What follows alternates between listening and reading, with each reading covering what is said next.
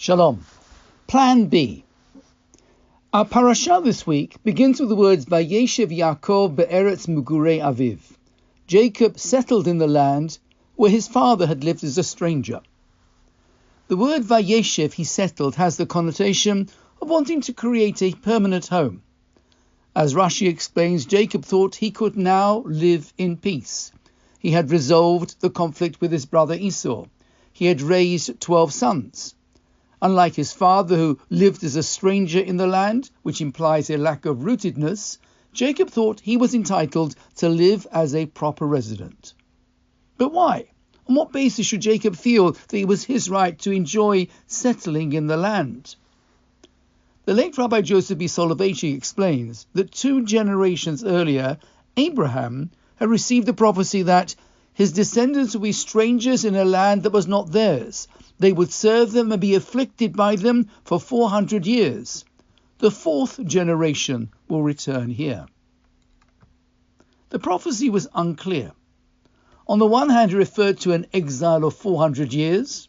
On the other hand, referred to an exile of just 4 generations, which is much less than 400 years. Rabbi Soloveitchik explains that the prophecy was giving a lower and an upper limit to the exile, a plan A and a plan B. If Abraham's descendants were worthy, their exile could be completed in just 4 generations. If they were not worthy, their subjugation could last for as much as 400 years. As it transpired, the exile in Egypt lasted 210 years and not 400. Jacob had been forced to run away to a foreign land, Haran. He'd been made to work for Laban, who deceived him on countless occasions. His children were the 4th generation from Abraham. Maybe the terms of the prophecy of the exile were being fulfilled with his family's return to the land of Israel, where they could now live permanently. The possibility of an Egyptian exile, which was at the edge of his prophetic imagination, would be completely unnecessary. Indeed, says Rabbi Soloveitchik, this was the original script.